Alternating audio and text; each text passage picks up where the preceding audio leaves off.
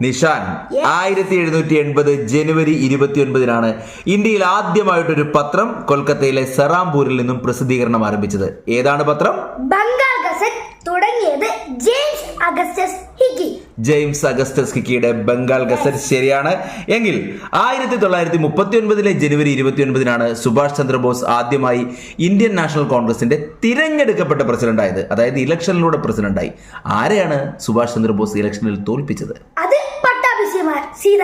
പട്ടാഭി സീതാരാമയ്യ. ആവേശത്തിൽ പേര് തെറ്റിയെങ്കിലും അടുത്ത ചോദ്യം. മറ്റൊരു ജനുവരി 29 1928 ജപ്പാനിൽ ഈ സസ്യശാസ്ത്രജ്ഞൻ ജനിച്ചു. പരിസ്ഥിതി സ്നേഹിയായിരുന്നു. നമ്മൾ അറിയുന്നത് ഇന്നും നമ്മുടെ നാടുകളിൽ എവിടെയെങ്കിലുമൊക്കെ പുതിയ ടൗണിൽ ഉൾപ്പെടെ വനങ്ങൾ വെച്ച് പിടിപ്പിക്കുമ്പോൾ, കൃത്രിമമായി വനങ്ങൾ ഉണ്ടാക്കുമ്പോൾ അതിന് അദ്ദേഹത്തിന്റെ പേരാണ്. ആരെക്കുറിച്ചാണ് സംസാരിക്കുന്നത്?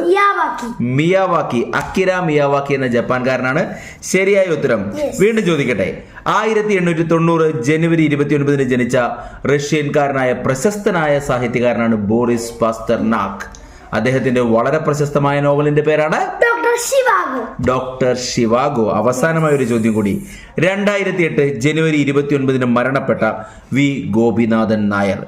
മലയാളികൾക്ക് അതുല്യ പ്രതിഭയായി അറിയപ്പെടുന്ന ഈ സിനിമാ നടൻ 1978 ഭരത് അവാർഡ് നേടിയിട്ടുണ്ട്. ഭരത് ഗോപി. ശരിയായ ഉത്തരം.